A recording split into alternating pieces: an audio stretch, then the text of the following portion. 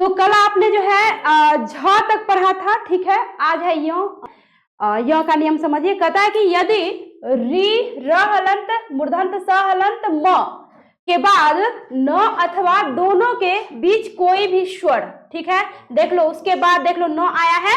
कहता है कि कोई भी स्वर, अ क्या है, सॉरी आ क्या है, स्वर है। कहता है कि कोई भी स्वर या फिर कवर्ग पवर्ग, ठीक है, या फिर यरा लव से तात्पर्य हो गया अंत अस्त में से कोई भी हो तो न का बड़ा न, यानी दंत न से मूर्धन्त न। दंत न समझते हैं ना, इसको छोटा न कहते हैं, इसको बड़ा न कहते हैं। इसको दंत न इसलिए कहते हैं क्योंकि इस न का उच्चारण दांत से होता है। जैसे त थ द ध न बोलते हैं तो त बोलते हैं तो मेरा जीभ सबसे पहले दोनों दांत के बीच में जाता है, तो यानी तवर्ग का उच्चारण स्थान क्या हो गया आपका, एगो क्वेश्चन बन गया।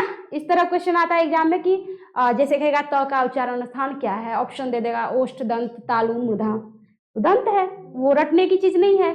उच्चारण करो तो अथवा कहाँ गया जीभ पहली बार, तो दोनों दांत के बीच में, तो इस तरह दंत। तो यहाँ पे इसलिए इसको जो है ना दांत से उच्चारण होता है इसलिए इसको कहेंगे दंत न, और इसको मूर्धन्त न इसलिए कहेंगे क्योंकि इस न का उच्चारण मूर्धा से होता है। जैसे बोलते हैं ट ठ ड ढ न, जीभ पहली बार जहां पे टच किया उस स्थान को बोला जाता है मूर्धा। ट कहते हैं ऊपर वाले ऊपरी हिस्सा में जो है टच करता है। बोल के देखो एक बार, ट किधर गया ऊपर। ये रटने की चीज नहीं है, समझने की चीज है। इसको उच्चारण स्थान को रट के नहीं जाना एग्जाम हॉल में, इसको समझना पड़ता है। उच्चारण करिए वहीं पे और देखिए कि कहाँ पे टच हो रहा है, कहाँ पे स्पर्श हो रहा है। तो शायद इसलिए कवर्ग से पवर्ग तक के व्यंजनों को स्पर्श व्यंजन कहा जाता है। कुछ ना कुछ स्पर्श करता रहता है ना, तो इसलिए ये मूर्धा से उच्चारित होता है, इसलिए हो गया मूर्धन्त न। ये दांत से उच्चारित होता है इसलिए हो गया दंत न। क्लियर है, हो जाता है। संधि के साथ साथ आप लोग उच्चारण स्थान भी पढ़ लिए। अब देखिए इसको हम बनाएंगे कैसे। यहाँ पे कुछ नहीं करना है, इस न को बदल देना है इस न में, यानी दंत न को बदल देना है मूर्धन्त न में। तो क्या होगा इस हिसाब से प री, और ये चूंकि यहाँ पे देख लो दिया है कि नियम के अनुसार न आवे या फिर इतना स्वर आवे कवर्ग पवर्ग या अंत अस्त आवे तो ही चेंज होगा। तो यहाँ भी न आ गया है नियम के अनुसार, तो ये न बदल के हो जाएगा मूर्धन्त न में। यहाँ पे आ की मात्रा है तो आ की मात्रा देंगे और उसके बाद म। क्लियर है, चलिए अब अगला बनेगा। क्या बनेगा आप लोग, रामायण। यानी जहां जहां न आएगा वहां वहां उसको छोटा न को क्या करना है, बड़ा न में चेंज करना है। री जोर न बोलिए, रीन। चलिए बहुत अच्छे। अगला है भड़ जोर अन, क्या बनेगा, भड़न।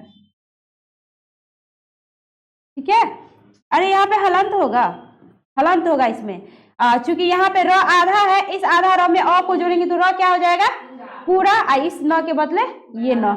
चलिए उस जोर न बोलिए, उष्ण। आधा स है तो आधा स ही होगा, चूंकि न व्यंजन वर्ण है, स्वर तो नहीं है जो उसकी मात्रा होगी, तो बस न के बदले न। अब अंतिम है त्रिश जोड़ना, तो ये रह गया आप ऑनलाइन बच्चों के लिए। आप लोग जो है इसका उत्तर बच्चों लिख भेजेंगे कि त्रिश जोड़ना बराबर क्या होगा।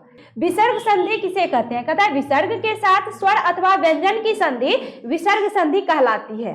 विसर्ग के साथ, विसर्ग समझते हैं ना, ये जो दो बिंदु ऐसे दिया हुआ है इसको क्या कहा जाता है, विसर्ग। और जिसका उच्चारण ह की तरह, ह कौन सा वर्ण है, घोष, उष्म है, घोष वर्ण। उष्म तो हो गया आपको नाम के हिसाब से, बट यहाँ पे विसर्ग का मतलब होता है कि उसका उच्चारण ह घोष वर्ण ह की तरह होना चाहिए। विसर्ग का यही मतलब होता है कि उसका उच्चारण घोष वर्ण ह की तरह। जैसे कि राम, नॉर्मली राम रहेगा तो पढ़ेंगे राम, और उसमें ये विसर्ग ये लग जाएगा, मान लो ऐसे है तो इसको हम पढ़ेंगे राम, इसमें ये विसर्ग लग गया तब पढ़ेंगे रामः, यानी अंतिम में क्या आना चाहिए, ह आना चाहिए। इस तरह से उच्चारण होगा। तो विसर्ग का मतलब ही होता है आपको क्या, ह, उच्चारण इस तरह से होना चाहिए। तो चलिए यहाँ पे विसर्ग संधि पढ़ेंगे। कहता है कि विसर्ग के साथ स्वर अथवा व्यंजन, यानी विसर्ग के साथ जो है स्वर या आएगा या फिर व्यंजन की संधि विसर्ग संधि कहलाती है। यानी इसके साथ जो है स्वर अथवा व्यंजन की संधि होगी, संधि मतलब मेल होगी, वही आपको विसर्ग संधि कहलाएगी। जैसे में देख लो यहाँ पे दिया है दुह जोड़ आत्मा, ठीक है, दु जोड़ आत्मा क्या हो गया आपको, दुरात्मा। तो देख लो यहाँ पे दुरात्मा हुआ, कैसे हुआ, यहाँ पे देख लो प्लस के जस्ट पहले क्या है, विसर्ग है, और प्लस के जस्ट बाद क्या है, आ है, तो यहाँ पे दू के बदले दू, और उसके बाद क्या ई विसर्ग के बदले हो गया आपको क्या र। कैसे र हुआ आगे नियम में पढ़ेंगे, फिलहाल समझो यहाँ पे र हो गया, और इसके बाद यहाँ पे आ है, तो आ के बदले आ की यहाँ पे क्या मात्रा, बच गया त और मा। इस तरह दुह जोड़ आत्मा हो गया दुरात्मा। क्लियर है। अगला है दुह जोड़ गंध बराबर क्या हो गया दुर्गंध। यहाँ पे आप कहेंगे कि यहाँ तो र है, यहाँ पे र किधर गया, तो देखिए कैसे गया, यहाँ पे दहर शुकार देंगे, उसके बाद यहाँ पे विसर्ग के बदले यहाँ पे क्या हो जाना था आधा र, हलंत लग गया तो इसका मतलब आधा र। उसके बाद यहाँ पे गंध है तो गंध ज्यों का त्यों उतारेंगे। आप कहेंगे कि फिर ये कहाँ से आ गया, तो यह ऐसे आ गया यहाँ पे कि दू देंगे, यहाँ पे ग देंगे। इस आधार को हम चाहे तो ऐसे रेफ के रूप में भी लिख सकते हैं। और आप देखते होंगे कि किसी किसी शब्दों में ऊपर रेफ होता है तो वो रेफ नहीं होता, वो आधा र होता है। यहाँ पे एक अक्षर के जस्ट पीछे आधा र होता है, यानी क्या कि आप जो ऐसे यहाँ पे ये लगा दिए, इसका मतलब इसके पीछे इस बीच में आधा र होना था, जो हमने नहीं लिखा शब्द की सुंदरता के लिए हमने ऐसे लिख दिया। बच गया क्या गंध, ओ सॉरी बच गया यहाँ पे क्या न और ध। तो आप चाहे तो पहले पुराने समय में इस तरह लिखा जाता था, अब आधुनिक मॉडर्न युग में इस तरह लिखा जाता है। समझ गया ना, क्लियर है यहाँ तक। तो इस तरह हो गया दुह जोड़ गंध बराबर दुर्गंध। अब अगला है विसर्ग संधि के नियम। नियम देखते हैं क्या है। कहता है यदि विसर्ग के पहले अ या आ को छोड़कर कोई अन्य स्वर तथा बाद में कोई स्वर अथवा किसी वर्ग का तीसरा चौथा पांचवा वर्ण अथवा यर लव ह में से कोई भी वर्ण हो, है ना, तो देख लो तीसरा चौथा च छ ज त थ ध चौथा आ गया, उसके बाद यर लव में से देखो ल भी आ गया, वो भी आ गया और ग भी आ गया, क ख ग तीसरा वर्ण। कहता है कोई भी हो, तो कहता है कि कोई भी वर्ण हो तो विसर्ग जो है आपको र हलंत में बदल जाता है। कोई भी वर्ण होगा तो विसर्ग कौन सी में बदल जाएगा र हलंत में। तो इस आधार पे देखिए क्या बनेगा यहाँ पे, यहाँ ये विसर्ग बदल जाएगा आपको र हलंत में। सबसे पहले दहर सुकार यहाँ पे देंगे, क्योंकि इधर स्वर है ना। कहता है अ आ को छोड़कर कोई अन्य स्वर तथा बाद में कोई स्वर, ठीक है, तो यहाँ पे कोई स्वर क्या आ गया, ठीक आ गया, तो यहाँ पे आ गया, इसलिए विसर्ग बदल जाएगा आपको आधा र में। तो यहाँ पे आधा र देंगे, ऐसे दो या फिर ऐसे दो, आधा र में देंगे। उसके बाद इस आ को क्या करेंगे, आ के बदले आ की यहाँ पे क्या देंगे मात्रा देंगे, क्योंकि यहाँ आ लिखेंगे तो अच्छा लगेगा नहीं, वैसे भी स्वर की मात्रा लिखी जाती है, स्वर वर्ण लिखा नहीं जाता। तो आ की मात्रा देंगे, बच गया त और माँ। और यहाँ पे जो ही यहाँ पे आ की मात्रा लगेगी तो आपको ये जो है हलंत जो है यहाँ से क्या हो जाएगा हट जाएगा। क्लियर है। किसी को कहीं पे डाउट है तो डिस्कस कर सकते हैं।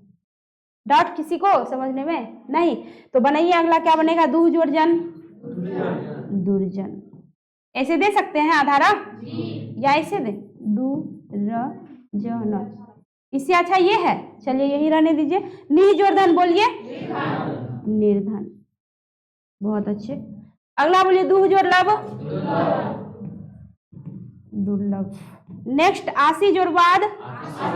अब ये हमें एक एक वर्ण करके लिखाइए। आ शी, अच्छा वाह द। अब बताइए रेप सा पे दे या वा पे दे, वा पे दे। सा पे कौन कौन बोला, ऐसे करो संजू। अच्छा यहाँ पे अक्सर बच्चे कंफ्यूज कर जाते हैं कि रेफ कई बच्चे क्या करते हैं यहाँ दे देते हैं। अधिकतर जो बात है यहाँ होगा, इसका मतलब र कहाँ आएगा स के पीछे, तो हो जाएगा आरसी वाद। उच्चारण करो आ सी र, सी के बाद क्या आया र, तो सी के बाद र आया तो इस यानी इस बीच में आधा र आया तो इस अगला वर्ण पे रेफ होगा। समझे, ये भी एक तरीका है, ट्रिक है, तो इसको आप लोग थोड़ा सा याद रखिएगा। यहाँ पे नहीं होगा, जिसने भी यहाँ पे बोला आपका क्या है बच्चों गलत है, ठीक है। तो थोड़ा सा उच्चारण पे भी ध्यान देना पड़ता है। तो इस तरह आशीह जोड़ वाद बराबर हो गया आशीर्वाद। और अगला है निह जोड़ गुण, तो इसमें लग जाएगा आपको क्वेश्चन मार्क। तो ये आप लोगों के लिए है, आप लोग जो है इसका जवाब लिख भेजेंगे कि निह जोड़ गुण बराबर क्या होगा। चलिए अब आगे देखते हैं। तथा यदि विसर्ग के पहले हर्षी या हर्षु, देख लो विसर्ग के पहले हर्षी है, अरे इस हर्षी के बदले हर्षी का क्या है यहाँ पे मात्रा। इस हर्षु दुर्गु जो ऐसे लिखते हैं हर्षु दुर्गु, तो ये हर्षु का मात्रा ऐसे होता है, दुर्गु का ऐसे होता है। तो यहाँ पे किस चीज की मात्रा लगी है, हर्षु की दुर्गु, हर्षु की मात्रा लगी है। यहाँ पे ये मात्रा है तो समझो ये हर्षु है, ठीक है। तो कहता है कि यदि हर्षी या हर्षु हो किसके पहले, तो देखो ना ये विसर्ग है, इसके पहले हर्षी है हो, तो उसके बाद क ख प फ हो। देख लो यहाँ पे क है, प है, फ है, जैसा जैसा नियम में दिया है वही चीज है। हो तो कहता है विसर्ग का क्या हो जाता है, लोप, यानी ये विसर्ग हो जाएगा यहाँ से क्या, लोप। लोप मतलब उड़ जाएगा, साइलेंट मोड में आ जाएगा, दिखेगा नहीं। क्लियर है? कहता है लोप होकर उसके स्थान पे स, यानी ये लोप तो हो जाएगा लेकिन लोप होने से पहले क्या करेगा, स को यहाँ पे छोड़ जाएगा। ठीक है, यानी यहाँ मूर्धन्य स हो जाता है, मतलब स को अपना लोप होने से पहले किसी को वहां पे तैनात करके बेचारा चला जाता है। तो इस हिसाब से क्या बनेगा, यहाँ पे न हर्षी कार नी देंगे, अब विसर्ग तो चला गया किसको छोड़ के, स, तो यहाँ पे आधा स आप ऐसे भी लिख सकते हैं या चाहे तो हलंत लगा के भी लिख सकते हैं, बात बराबर हुई। बच गया क्या यहाँ पे, पाप, तो निह जोड़ पाप क्या बन गया बच्चों, निष्पाप। तो इस आधार पे बनाइए, अगला क्या बनेगा, निह जोड़ फल, निष्फल। बहुत अच्छे, हाँ जी, कौन सा, अच्छा ये छोड़ दिए, चलिए कोई बात नहीं, बनाइए निह जोड़ कपट क्या बनेगा, निष्कपट। निह जोड़ कपट क्या बन गया आपको, निष्कपट। अगला निह जोड़ फल भी बन गया, अगला है दुह जोड़ कर्म, बोलिए। चलिए अगला है दुह जोड़ पाप, दुष्पाप। चलिए अंतिम है दुह जोड़ परिणाम, तो ये बच्चों आप लोगों के लिए है, आप लोग इसका उत्तर लिख भेजेंगे कि दुह जोड़ परिणाम बराबर क्या होगा। चलिए अगला नियम है, कहता है यदि विसर्ग के पहले अ हो, देखो विसर्ग के पहले अ कहीं दिख रहा है, कहीं नहीं दिख रहा है। ध बोलते हैं ध, तो ध के बाद क्या आता है अ, अगर इसमें हलंत ऐसे रहता तो समझते ये ध क्या है, आधा है, यानी आधा ध में प्लस अ करते हैं तब बराबर होता है पूरा ध। तो यहाँ पूरा ध है, इसका मतलब इसमें क्या है, अ छिपा है, दिख नहीं रहा, साइलेंट मोड में है ना। निकाल के देख लिए, हाँ निकाल के देख लिए, चलिए निकाल के दिखा ही दिए कि अ कहाँ पे कैसे छिपा हुआ है। तो देखिए यहाँ पे कहता है यदि विसर्ग के पहले अ हो, देखो यहाँ विसर्ग के पहले ध में अ है ना, तो कहता है अ हो और उसके बाद किसी भी वर्ग का तीसरा चौथा पांचवा, देखो ग कौन स्थान पे आता है, तीसरा, ध चौथा, तो इस तरह से देख लो, कहता है तीसरा चौथा पांचवा, या फिर य र ल व ह रहे, देखो य भी है, ह भी है और र भी है, रहे तो विसर्ग के स्थान पर ओ हो जाता है, यानी ये जो विसर्ग है ना ये बदल जाएगा आपको किस चीज में, ओ में। तो एक मैं बना रही हूँ, बाद बाकी आपने बनाना है। चलिए अब यहाँ पे जैसे अ है तो अ देंगे, ध है तो ध देंगे, विसर्ग कौन चीज में बदल गया, ओ में बदल गया नियम के अनुसार, तो ओ के बदले ओ की मात्रा देंगे। बच गया यहाँ पे क्या, ग और दहर्षिकार, यानी अधः जोड़ गति बराबर क्या बन गया बच्चों, अधोगति। बनाइए तो अगला कैसे बनेगा, पया जोड़ धारा बराबर, वेरी गुड। चलिए नेक्स्ट बोलिए, मनः जोड़ नीत, मनोनीत, मनोनीत। चलिए अगला मनः जोड़ योग, मनोयोग। अगला है सरह जोड़ रूह, सरो रूह, बहुत अच्छे। और अंतिम है मनः जोड़ हर, तो ये आप लोगों को नहीं बोलना है, ये आपके ऑनलाइन भाई बहनों के लिए, दोस्तों के लिए है। तो ये आप मनः जोड़ हर बराबर जो बनेगा इसका उत्तर आप लोग लिख भेजेंगे। चलिए अगला है, कहता है यदि विसर्ग के बाद च या छ हो, विसर्ग के बाद क्या हो, च या छ हो, देख लो यहाँ पे विसर्ग के बाद च है, छ है, हो, तो विसर्ग तालब श हलंत में, अगर च छ होगा ना, च और छ होगा तो विसर्ग कौन सी में बदल जाएगा, तालब श हलंत में। और ट या ठ हो तब विसर्ग बदल जाएगा मूर्धन्त श हलंत में, यानी यहाँ पे ट है, यहाँ पे ठ है, तो यहाँ का विसर्ग बदल जाएगा आपको मूर्धन्त श हलंत में। और कहता है और त या थ हो तो बदल जाएगा विसर्ग आपको दंत स हलंत में। देख लो यहाँ पे त और थ है, तो यहाँ का विसर्ग बदल जाएगा आपको किस चीज में, दंत स हलंत में। चलिए अब बनाते हैं, क्या बनता है, सारा का सारा लिख दिए हैं। निह जोड़ चय, तो सबसे पहले तो नहर्सी कर देंगे, क्योंकि विसर्ग बदल गया कौन सी में, आधा स में, तो आधा स ऐसे हलंत लगा के लिखिए या फिर आप डायरेक्ट ऐसे लिखिए। बात क्या हुई, बराबर बच गया क्या, च और य। तो इस तरह से निह जोड़ चय बराबर क्या बन गया बच्चों, निश्चय। तो बनाइए अगला क्या बनेगा, कौन सा सा, वेरी गुड। अच्छा, दुह जोड़ ट कौन सा? अब आप लोग अपने मन से बोलिए, मूर्धन्त स। चलिए, निह जोड़ ठुर स बताइए। Very good. निह जोड़ तार स बताइए। स, बहुत अच्छे। और विह जोड़ था अपन, इस पे लग गया क्वेश्चन मार्क, तो ये आप लोगों के लिए है, इसका उत्तर आप लोग लिख भेजेंगे। यदि विसर्ग के बाद तालव्य स मूर्धन्त स दंत स आवे, आया है तालब सा, मूर्धन्त स नहीं आया, क्या आ गया? दंत स। चलिए, जो आया है उसी से बनाएंगे। आवे तो विसर्ग ज्यों का त्यों रह जाता है, यानी विसर्ग में कोई बदलाव नहीं होगा, अथवा उसके स्थान पर विसर्ग के आगे वाले वर्ण एक और हलंत रूप में जुड़ जाता है। यानी ये जो है ना, ये वर्ण एक और हलंत रूप में, यानी आधा क्या होगा? जुड़ जाएगा। यहाँ पे विसर्ग ज्यों का त्यों रहेगा, या फिर आपको विसर्ग ज्यों का त्यों नहीं देना है, तो यही वर्ण हलंत यानी आधा रूप में यहाँ पे फिर से जुड़ जाएगा। कैसे होगा, एक बना रही हूँ, बाद बाकी आप लोग बनाएंगे। जैसे यहाँ पे दू है, तो पहले विसर्ग वाला नियम से बनाते हैं, जो दिया हुआ है ऊपर में। तो यहाँ पे विसर्ग का विसर्गे रहेगा, तो विसर्ग का क्या देंगे? विसर्ग, क्योंकि कोई चेंजिंग नहीं होगा, जो नियम में दे रखा है। और उसके बाद बच गया क्या? शासन, तो यहाँ पे उतार देंगे शासन। तो इस तरह दुह जोड़ शासन बराबर क्या हो गया?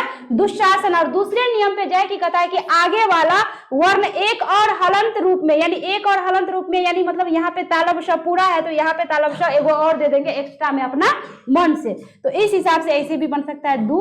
यहाँ पे विसर्ग का नियम नहीं, यहाँ पे एक और वर्ण देना है स के बदले, तो यहाँ पे आधा श देंगे, और यहाँ पे शासन ज्यों का त्यों उतार देंगे। तो यानी एक बन गया आपको इस आधार पे, विसर्ग वाला पे एक बन गया वर्ण के आधार पे।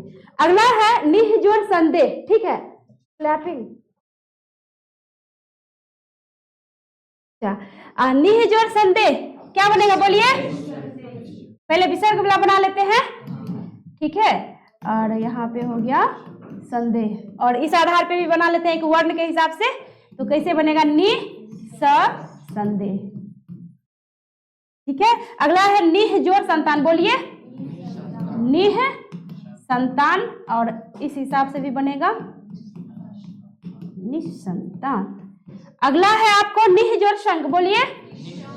निह शंख, और ऐसे भी बनेगा, और ये आपको लग गया साइन ऑफ जी, इंट्रोगेशन, क्वेश्चन मार्क। तो ये आप लोग बच्चों बना के जो है उत्तर में जो है निह जोड़ सार क्या होगा, आप लोग बना के भेजेंगे। यदि अ अथवा आ के बाद, देख लो तो में क्या छिपा है? अरे इधर जितना वर्ण है हलंत रूप में है, किसी में ऐसे तो नहीं लगा है, लगा रहता तब ना बुझते। तो क्या है? आधा है। जो क्या है? आधा है, बट कहीं तो नहीं लगा है, इसका मतलब सब में क्या छिपा हुआ है? अ। तो कहता है यदि अ अथवा आ के बाद विसर्ग हो, अ के बाद क्या है? विसर्ग है, भ में आ की मात्रा लगी है, यानी यहाँ पे आ है, उसके बाद यहाँ पे क्या है? विसर्ग है। तो कहता है विसर्ग हो और उसके बाद क ख प फ, देख लो यहाँ पे क है, ख नहीं है, प है, हो, तो विसर्ग ज्यों का त्यों रह जाता है, या कुछ शब्दों में यह विसर्ग दंत स हलंत में बदल जाता है, या फिर दंत स बन जाता है, कुछ में बनेगा, लेकिन कहता है विसर्ग ज्यों का त्यों रहेगा। तो चलिए देखते हैं कहाँ कहाँ विसर्ग ज्यों का त्यों रहता है, कहाँ पे दंत स आता है। अंतःपुर, यहाँ पे हो जाएगा विसर्ग ज्यों का त्यों, अंतःपुर। अंतःपुर समझते हैं ना? अरे घर का जो आंतरिक, जैसे मान लो आप बाहर से आते हो, गेट से अंदर घुसते हो, ये होता है अंतःपुर, जहाँ पे स्त्रियां हमारी माँ बहनें होती है। चलो अगला है प्रातः काल, इसमें भी विसर्ग ज्यों का त्यों रहेगा, ऐसे ही लिखते हैं ना हम लोग। अगला है रज जोड़ कन, रजह जोड़ कन, ठीक है? अगला है रजह जोड़ कन। रजह जोड़ कन मतलब समझे ना? बालू का कन, रज मतलब होता है बालू, मिट्टी। पयह जोड़ पान, यहाँ पे क्या होगा? नो, पयह पानी होगा। पुर जोड़ कार, बोलिए यहाँ पे क्या होगा? पूरा, यहाँ पे हो जाएगा आपको विसर्ग के बदले क्या? आधा स, क्योंकि होता है पुरस्कार, पुरहकार नहीं होता, ठीक है? अब अगला है भा जोड़ पति, तो ये आप लोगों के लिए है बच्चों, और आप लोग भी सोच समझ के कमेंटे में जो है उत्तर लिख भेजिएगा कि इसका उत्तर क्या होगा। भा जोड़ पति बराबर, ठीक है? अब अगला नियम कहता है कि यदि विसर्ग के बाद र हो, देख लो विसर्ग के बाद र आया, र हो तो विसर्ग का लोप हो जाता है और उसके पूर्व जो है ह्रस्व स्वर दीर्घ में बदल जाता है। ह्रस्व स्वर मतलब हो गया कि ये जो हर्षी है तो हर्षी बदल जाएगा दीर्घी में, यानी हर्षी, इस हर्षी से हो जाएगा क्या, दीर्घी। तो यहाँ तो मात्रा का खेल है, अक्षर तो नहीं देना है। तो देखते हैं क्या बनता है। तो यहाँ पे क्या होगा, विसर्ग का क्या होना है, लोप भी हो जाना है। तो देखिए यहाँ पे नहर्षी कार है तो सबसे पहले नियम के अनुसार हर्षी के बदले क्या हो जाएगा, दीर्घी। तो न हर्षी की जगह हो जाएगा न दीर्घी। अब विसर्ग क्या हो जाएगा, लोप हो जाएगा। तो विसर्ग यहाँ नहीं देंगे, रोग ज्यों का त्यों उतार देंगे। तो इस आधार पे बोलिए, नि जो रस मात्रा दीर्घी। बहुत अच्छे। अगला, निह जो रुज मात्रा। अगला है पुनः जो रमते, क्या होगा, सोच के बताइए जी। ह्रस्व से क्या होना है, दीर्घ। तो यहाँ अ से क्या हो जाएगा, आ। पुनः है तो पुनः से होगा पुनः, पुनः रमते। ह्रस्व मतलब छोटा, दीर्घ मतलब बड़ा। ह्रस्व मतलब एक मात्रा, दीर्घ मतलब एक से अधिक मात्रा। तो इसलिए यहाँ पे जो है आपको पुनः से हो गया पुनः रमते। यहाँ पे नौ में क्या है, अ है, इसको हमने क्या कर दिया यहाँ पे आ कैसे होता है, अ जोड़ अ बराबर आ। तो यानी क्या, एक मात्रा से यहाँ पे क्या लग गया, दो। समझ गए ना। चलिए अब अगला है आपको शंभु जो रास्ते। तो यहाँ पे लग गया क्वेश्चन मार्क। तो ये बच्चों आप लोगों के लिए है, आप लोग इसका उत्तर कमेंट के माध्यम से लिख भेजेंगे कि ये पुनः जोड़ शंभु जोड़ रास्ते बराबर क्या बनेगा। अब इससे अगला पार्ट में अगले वीडियो में लेकर के आऊंगी। मिलती हूँ अगले वीडियो में। और मैं ये कहूंगी कि जो भी नए बच्चे हैं मेरे चैनल GDT एजुकेशन को सब्सक्राइब कर ले, ताकि न्यू वीडियो जो अपलोड होगी उसका नोटिफिकेशन आपको सबसे पहले प्राप्त होगा। धन्यवाद।